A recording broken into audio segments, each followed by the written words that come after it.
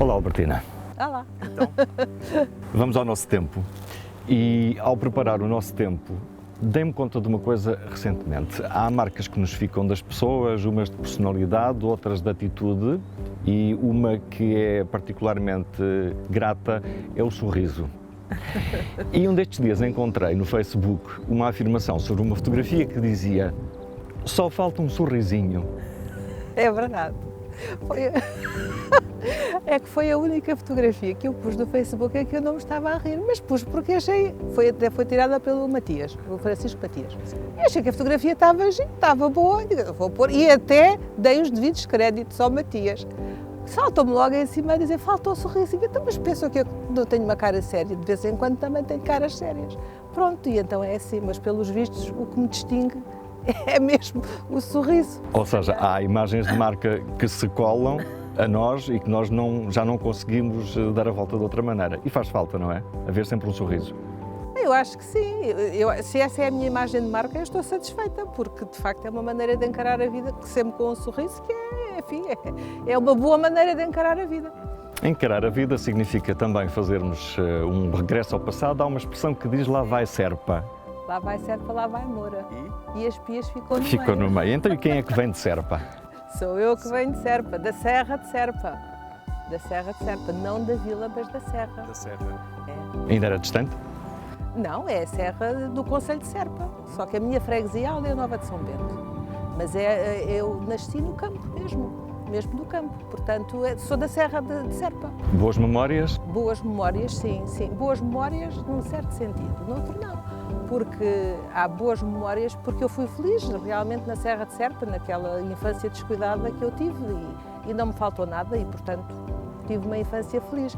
Agora, se eu começar a pensar como é que eram aqueles tempos, naquela altura, para a maior parte da população, de facto não há saudades. Quer dizer, eu tinha colegas meus pequeninos da escola que iam para a escola descalços e apanhavam grandes molhas, andavam quilómetros e quilómetros para chegar à escola, que não era o meu caso, e portanto tudo isso se transformou a partir do 25 de Abril e ainda bem, e agora a realidade daquela zona é completamente diferente e portanto é assim, são umas saudades relativas. E o Monte da Tia Candeias tem um significado particular? Tem um significado porque, no fundo, era aquilo que permanecia. Como nós mudávamos muitas vezes de casa, mesmo na mesma região, mesmo na mesma terra, porque eu morei em Aldeia Nova de São Bento, em Serpa e em Beja, enquanto estive no Alentejo, e mesmo em cada uma dessas terras nós mudávamos frequentemente de casa. Pronto, isto tinha a ver com características do meu pai. E então, houve uma altura em que, quando tinha 14 anos, fiz a conta às casas onde tinha andado e eram mais do que os anos que eu tinha. E, portanto, aquilo que o que permanecia era aquele monte da minha tia, porque o monte da minha avó, por outras razões, também já não estava assim muito operacional e aquele monte era onde nós íamos. E então, as recordações que eu tenho do jantar de grãos que ela fazia, naquela cozinha que eu achava enorme, os meus tios tinham uma taberna, uma venda, chamava-se venda, vendiam coisas ali para a serra. Era a única venda que lá havia. E eu achava aquilo tudo enorme. Depois de adulta fui lá, claro que aquilo é pequeno, mas para mim era uma coisa enorme e de facto era aquele ponto de estabilidade na minha vida. Porque o resto eu andava sempre a alvoroço, sempre com a trouxa às costas, com as coisas dentro de umas cestas de verga que a minha mãe tinha. E depois até em termos profissionais isso veio também a refletir-se em alguma itinerância, principalmente Sim. ao nível do ensino, já lá vamos daqui a pouco. Antes, damos só aqui um pequeno salto para irmos até ao Liceu Diogo de Gouveia. Teve uma particular expressão. Sim, o Liceu Diogo de Gouveia era o Liceu Nacional de Beja e continua a ser a Escola Secundária Diogo Gouveia. E pronto, eu tenho umas recordações muito boas, que não passei lá todo o ensino secundário, depois fui para a Figueira.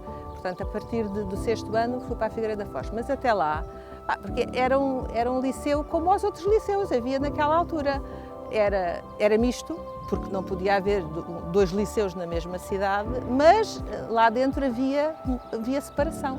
os rapazes estavam no resto de chão e as raparigas estavam no primeiro andar. E depois havia uma coisa muito engraçada da arquitetura do liceu, que no primeiro andar, no recreio do primeiro andar, havia um quadrado que dava lá para baixo. Portanto, era aberto. E então as raparigas, a partir aí assim dos 12, 13 anos, a partir era primeiro, segundo, a partir do terceiro, quarto ano, em vez de brincarem à corda, saltarem à corda e ao ringue, que eram as brincadeiras mais ou menos que a gente fazia, andavam assim, às 3 às 4, juntavam-se 3 às 4, à volta do...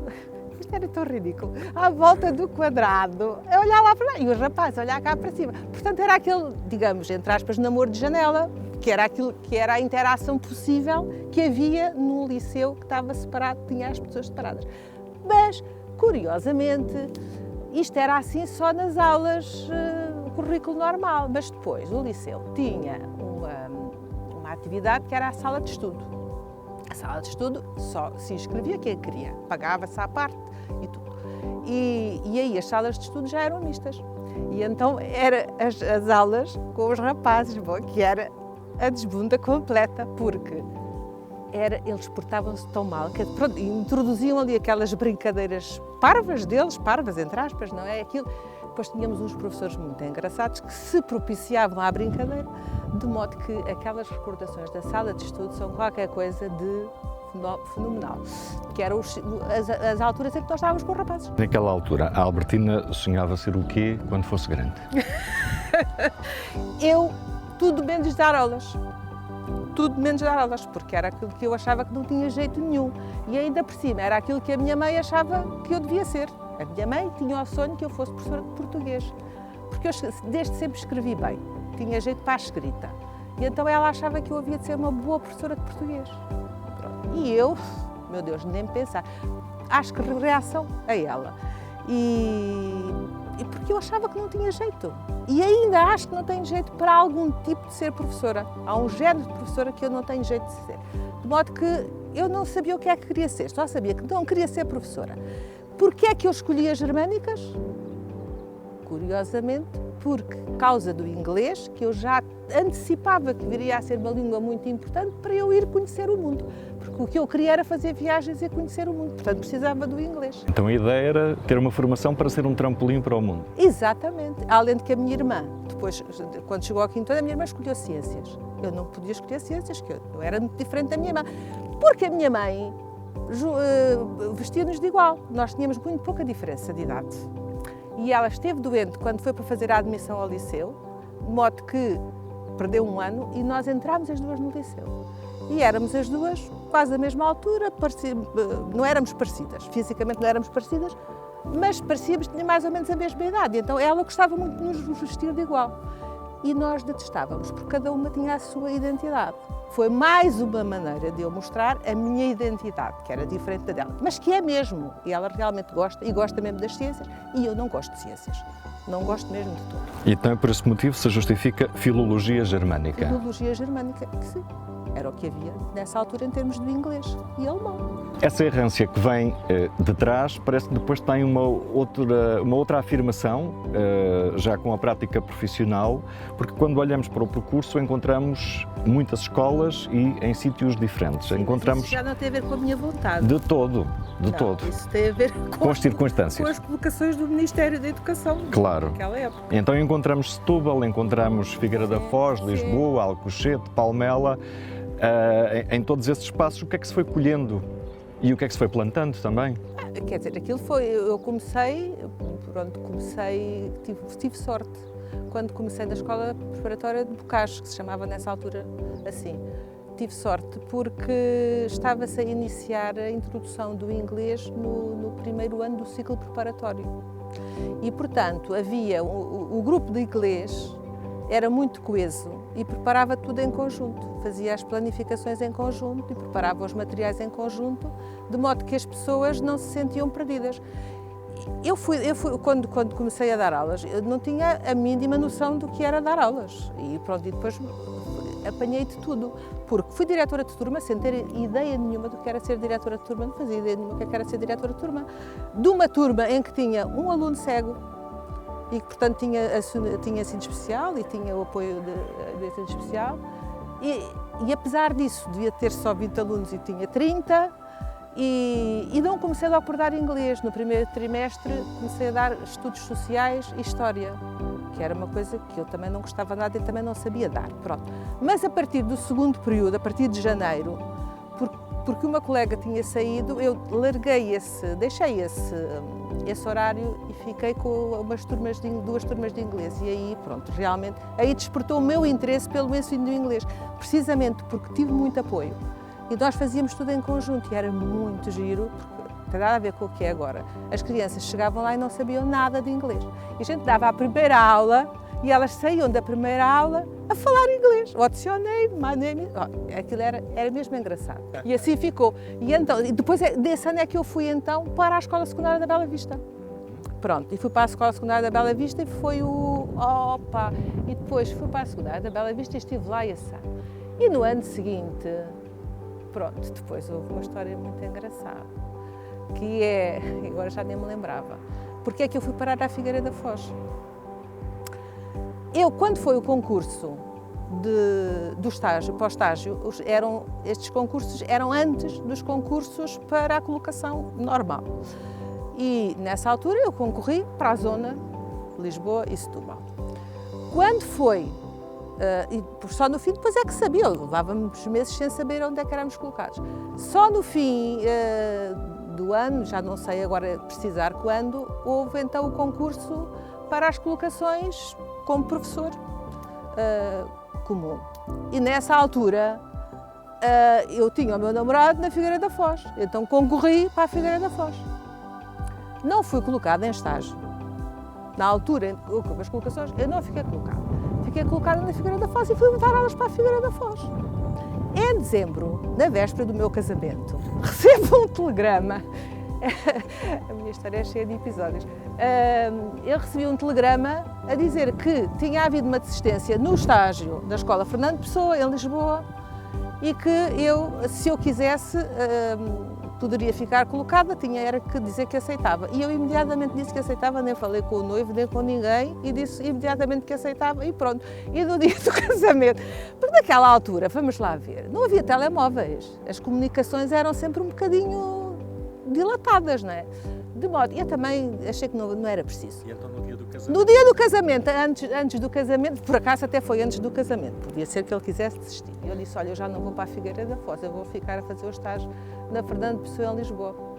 E não houve reação, nem que sim, nem que não, ficou assim, casámos-nos na mesma. E pronto, e assim foi, fiz o estágio e ainda bem que fiz. E o estágio foi a lua de mel?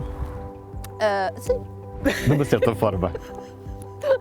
E portanto, eu tive um ano horrível, completamente horrível, porque vivia em Setúbal, eu tinha a base em Setúbal, ia todos os dias para Lisboa, para o estágio. Havia 2 dias que tinha que ficar lá porque não tinha horário, tinha que ficar em casa da minha irmã, e ao fim de semana ia para a Figueira da Foz ter com o meu marido. Então, agora vamos dar um salto grande. Vamos dar um salto grande, que é o salto que tem como ponto de partida a chegada ao Instituto Politécnico de Setúbal. Sim. Quando é que se deu? Foi em 1986, depois de eu já ter passado pelo Conselho Diretivo da Escola Luísa Todi, o mandato era, não sei se já não lembro se eram 2, se eram 3 anos, que eu fui Presidente do Conselho Diretivo e depois fui delegada à profissionalização em Alcochete. E depois voltei para a Luísa Todi e fui novamente delegada à profissionalização. Não, aliás, não. A minha experiência do novo modelo de estágios, de delegada à profissionalização, começou quando eu estava no Conselho Diretivo. E eu depois, para me tornar efetiva, nós tínhamos que sair da escola onde estávamos. Eu fui para Alcochete e quando voltei, depois de Alcochete, fui para Palmela e depois voltei para a Escola Luísa Todi. Essa experiência de delegada à profissionalização foi uma experiência riquíssima, que já tinha sido também a experiência do Conselho Diretivo, porque era uma altura de inovação pedagógica bastante acentuada, que foi uma época riquíssima, em que se introduziram várias inovações, entre elas este novo modelo da profissionalização em exercício, que era uma coisa muito diferente daquilo que nós estávamos habituados, porque mobilizava-se a área escola, era a área escola, era o sistema educativo, os formandos tinham que ter formação na área do sistema educativo, na área escola, que tinha a ver com os projetos de escola, e na área turma, que era a intervenção direta que eles tinham nas turmas. E tinha um sistema de avaliação próprio e tudo isso significou que nós tivemos que mobilizar toda a escola se mobilizava para este esquema de estágio, que era uma novidade completa, que antigamente os estágios funcionavam, eram contextozinhos à parte. Depois passou a ser projetos de escola. E então isso deu-me uma grande experiência em termos de introdução de inovação, de mobilização de pessoas, de liderança mesmo, de que eu beneficiei depois quando entrei aqui para a AES, que era tudo novo também, portanto nós estávamos também a introduzir inovação permanente. Pronto, e foi assim, foi um percurso, digamos, um percurso coerente. Acabou por ser assim uma coisa coerente. Então há pouco destacávamos uma experiência na direção de uma escola secundária, até que entretanto houve um apelo, já de uma outra natureza, para a direção, mas já da Escola Superior de Educação. Sim. Como é que isso aconteceu? Pois, é engraçado como as coisas acontecem na minha vida, que acontecem sempre por um estímulo exterior, porque eu nunca tinha pensado em me candidatar à presidência do Conselho Diretivo da Escola Superior de Educação. Portanto, isso resultou por aquilo que me foi dito pela Zisa, que foi a diretora anterior, tinham feito uma apreciação do corpo docente da Escola Superior de Educação e que tinham chegado à conclusão que, por várias razões, umas porque as pessoas estavam implicadas nas suas formações pós-graduadas, outras não estavam por algum motivo, outras por quê. Portanto, que eu era a única pessoa, era a pessoa que encaixava mais no perfil para a direção. E é engraçado porque eu de facto tenho uma grande consciência social e quando dizem que precisam de mim para alguma coisa, quando eu faço falta e quando me demonstram, e eu concordo, que posso realmente fazer qualquer coisa pela sociedade, portanto não hesito e pronto. E então aí empenhei-me e fiz a lista, pronto, e candidatei-me. E foi a única altura aqui que eu me candidatei a qualquer coisa. Pronto, e foi assim. Qual foi o balanço dessa experiência? O balanço também foi positivo, porque foi uma época difícil. Aquele Conselho Diretivo passou uma época difícil. Se nós lembrarmos que foi introduzida as propinas, o pagamento das propinas, houve a luta dos estudantes contra as propinas. É assim, e essa foi qualquer coisa que realmente me marcou, porque eu pessoalmente, emocionalmente, estava do lado dos estudantes porque eu também não concordava com as propinas. Do ponto de vista, quando me punha nos sapatos de diretora, de dirigente, eu tinha que estar a defender aquilo que eram as decisões que nós tínhamos tomado ao nível do Instituto, daquelas reuniões que nós fazíamos globais em que estavam presentes todas as direções das escolas todas. E, portanto, eu tive que levar à prática uma decisão concertada de todas as direções das 5 escolas do IPS, embora eu emocionalmente e pessoalmente estivesse de acordo com os estudantes. Portanto, foi uma coisa difícil para mim de gerir, mas que eu tive que gerir, portanto, faz parte dos desafios de quem anda nestas coisas. Depois houve outras circunstâncias também que tornaram o mandato difícil.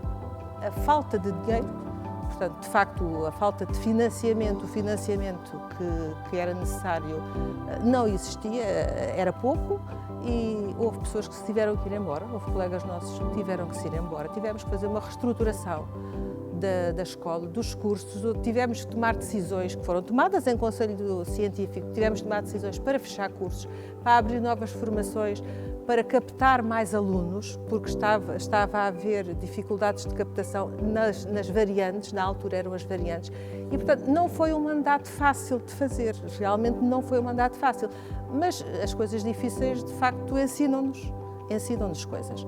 E depois aconteceu aquela coisa interessante para mim, e tão interessante que depois me resolvi estudar, que foi a introdução do processo de Bolonha nas escolas do ensino superior. E isso, lá está, uma outra inovação, que é aquilo que eu gosto de fazer. Eu de facto gosto de trabalhar na introdução de inovações e entusiasmei-me muito com a introdução do processo de Bolonha,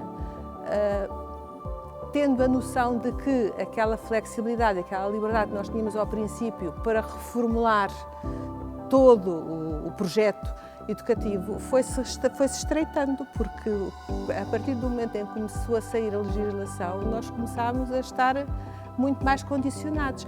E aquilo que eu pensava que poderíamos fazer ficou bastante limitado pela legislação e por uma outra coisa, outra circunstância interna, que era também as percepções dos professores, das perdas e dos ganhos das mudanças dos currículos. E, portanto, aquilo, em termos de conselhos científicos, os professores e as áreas científicas debatiam-se para não perder aquilo que entendiam que era a sua grande contribuição para o currículo. Portanto, não queriam perder influência no currículo. E, portanto, os currículos não ficaram de acordo com aquilo que eu imaginaria, mas ficaram de acordo com aquilo que foi possível. Mas esse processo foi um processo interessante também de monitorizar. Primeiro na escola muito pouco ainda, porque eu depois fui para a vice-presidência, depois passei para um outro patamar, onde ainda mais me apercebia das dificuldades que havia em introduzir esse novo modelo. Vamos então entrar nesse patamar, mais uma vez, não por opção, mas por convite, surge um outro episódio na vida profissional, que foi chegar à vice-presidência do Instituto. Também não fazia parte dos meus planos, não fiz nada para isso, deliberadamente, mas lá está, resultou de um convite e que eu achei, porque me foi dito assim, olha, tu és a pessoa certa para as questões pedagógicas. Eu disse, se achas que eu posso fazer um trabalho nessa área, se eu posso ajudar, está bem. É sempre assim, e assim foi. Pronto. Olhando para trás, com toda a certeza que existem muitos episódios que são marcantes na vida de cada um de nós, mas olhando para trás, que episódio é que podemos destacar como sendo particularmente interessante, enriquecedor?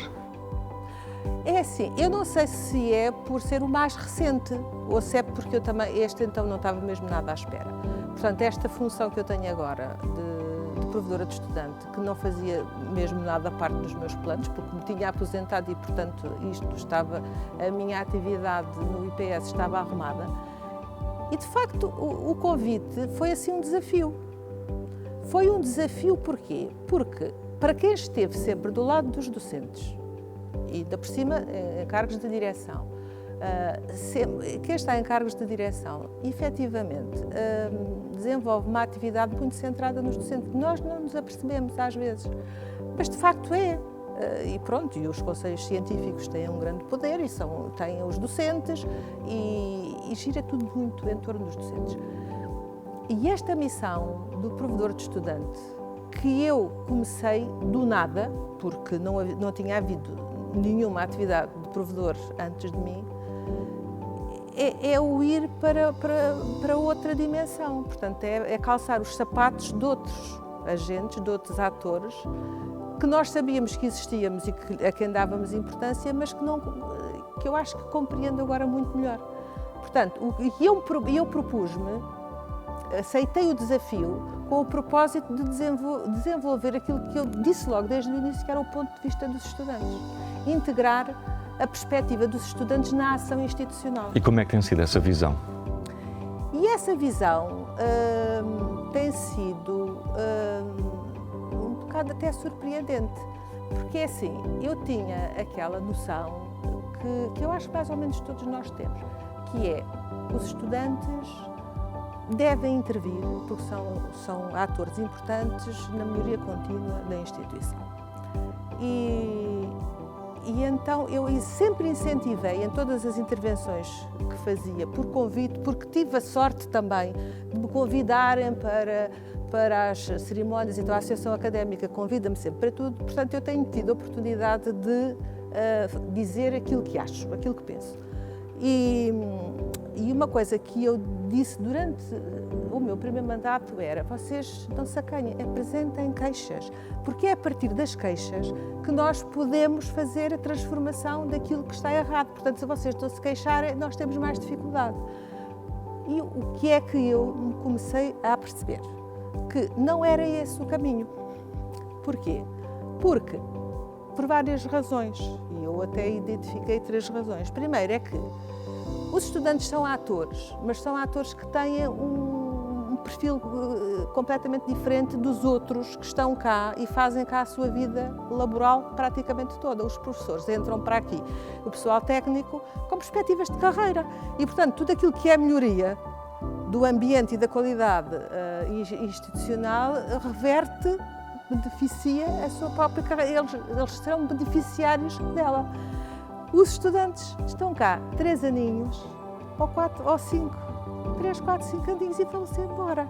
Qual é o objetivo deles? Eles estão centrados no aqui e no agora. Eles estão aqui, o que é que eles querem? Querem acabar o curso o mais depressa possível, fazer as UCs, ter avaliação, passar e ir à vida deles. E, portanto, o que lhes interessa é este objetivo de curto prazo, às vezes é incompatível com os objetivos de longo prazo da melhoria contínua. Porquê? Porque eles só se empenham em resolver aquilo que tem interesse para a sua situação concreta. E se eles entenderem, por exemplo, uma queixa, se isso depois for levar a que ele tenha represálias por ter feito a queixa, então o objetivo de sair rapidamente da instituição fica condicionado, porque até pode, em vez de passar, reprova. Está a ver? Ou seja, há todo um processo muito complexo. Muito complexo. Para se Exatamente. Portanto, por um lado, as melhorias a longo prazo não os vão beneficiar diretamente. Por outro lado, se eles fazem muitas ondas, podem provocar aquilo que eles chamam as represálias e, portanto, acabam por ser prejudicados naquilo que queriam modificar. Ou seja, não é pelas queixas que nós temos que ter a preocupação de modificar e de ter um bom ambiente pedagógico e adaptado aos alunos. Nós temos que ter essa preocupação independentemente das queixas que eles têm. E, portanto, isto, ele veio um tempinho a perceber. Mas agora está percebido. Mas está percebido. Muito bem. Fizemos aqui uma retrospectiva em relativamente pouco tempo. De uma forma concisa, o que é que fica de toda esta experiência profissional de 4 décadas? O que é que fica da experiência profissional? Fica uma coisa que eu acho que é muito importante para dizer às pessoas, que é: não é fácil introduzir mudanças, mas consegue-se. Não é fácil, é muito mais fácil seguir